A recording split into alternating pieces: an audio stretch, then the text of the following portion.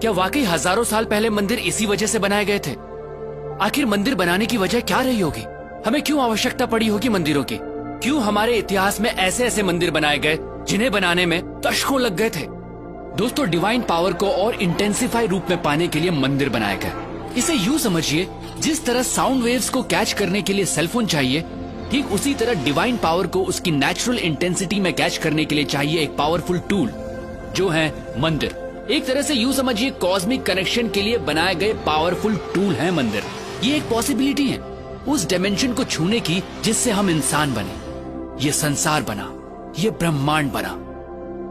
और ब्रह्मांड में दूसरे आयामों से कनेक्शन बैठाने के लिए हमारे पूर्वजों ने न सिर्फ मंदिरों में डिवाइन स्ट्रक्चर स्थापित किए, बल्कि उन्हें कॉन्सिक्रेट यानी प्राण प्रतिष्ठित भी किया। प्राण प्रतिष्ठा मतलब मूर्तियों में जान आ जाना नहीं होता है दोस्तों, ये प्राण एनर्जी की तरह प्रतिष्ठित किए जाते हैं। जी हाँ, मूर्तियों को एनर्जाइज किया जाता है, और जब हम उन मूर्तियों के सामने बैठते हैं तो हमें वो एनर्जी महसूस होती है। हमें परेशानी का हल मिलता है, हमारा दुख दूर होता है और हम खुद को भगवान से जोड़ते हैं। ये सिर्फ उन डिवाइन एनर्जीज की वजह से होता है दोस्तों। ये एनर्जी आपका सिस्टम जब कैच करता है तो आपकी एनर्जी बॉडी अलाइंड होती है और आप पॉजिटिव फील करते हैं। जैसे हमें अलग अलग लोगों से पॉजिटिव और नेगेटिव वाइब्स मिलती हैं। देखिए दोस्तों, एनर्जी जो है वो आपके थॉट प्रोसेस से ड्राइव होती है और सामने वाला वही महसूस करता है। ठीक उसी तरह जब हम प्राचीन मंदिरों में जाते हैं तो हमें वहाँ की पॉजिटिव वाइब्स महसूस होती है। अगर आप अपनी एनर्जी के प्रति सेंसिटिव होंगे तो आप ये जरूर महसूस कर पाएंगे। कई मंदिरों की एनर्जी ऐसी होती है कि आप अपने आंसू नहीं रोक पाते, आप इमोशनल हो जाते हैं। हो सकता है आप गिल्ट महसूस करें उस काम के लिए जो आपको गलत लगता है। ऐसी जगह आपको मेल्ट करती हैं, आपको लाइट करती हैं, आपको हल्कापन महसूस कराती हैं। दोस्तों, प्राचीन मंदिर ऐसे एनर्जी सेंटर्स थे जो इंसान की डीप ट्रांसफॉर्मेशन के लिए बनाए गए थे। तभी तो मंदिरों में जाने से पहले नहाया जाता था, ताकि आपकी बॉडी उस एनर्जी के लिए और रिसेप्टिव बने। मंदिर कॉस्मोस के साथ अपना कनेक्शन बैठाने की जगह के तौर पर बने थे, जहां आंख बंद करके ब्रह्मांड के आयामों से जुड़ा जाता था।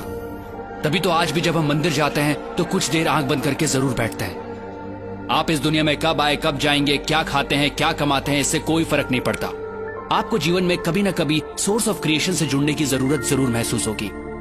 आप उस एनर्जी को महसूस करना चाहेंगे जिससे आप बने हैं। मंदिर उस मार्ग का द्वार है। हम ये नहीं कहते कि सिर्फ मंदिर जाकर ही ये संभव है दोस्तों।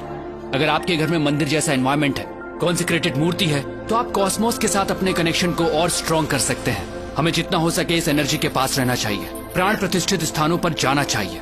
खासकर 14 साल से कम उम्र वाले बच्चे अगर कॉन्सिक्रेटेड स्पेसेस पर रेगुलरली जाते हैं तो उनकी एडोलेसेंस प्रॉब्लम्स बहुत हद तक अपने आप रिजॉल्व हो जाती हैं। दोस्तों, मंदिर या कहिए कॉन्सिक्रेटेड स्पेसेस उस डायमेंशन से जुड़ने का द्वार है जहां से हमारी उत्पत्ति हुई है।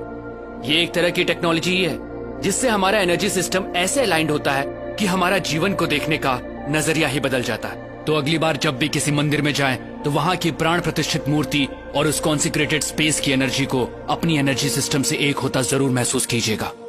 दोस्तों, सनातन धर्म सिर्फ धर्म नहीं है, ये एक सोच है, ये एक साइंस है जिसे हजारों साल पहले इवॉल्व किया गया था, जो इंसान को अपग्रेड करती है और आज भी ये उतनी ही एप्लीकेबल है। दोस्तों, इस मॉडर्न युग में हम बाहरी तौर पर बहुत बदल चुके हैं, लेकिन हमारे अंदर इंसान अब भी वही है और आज भी सनातन प्रैक्टिसेस और साइंस हमें अपग्रेड करने के लिए उतनी ही एप्लीकेबल हैं।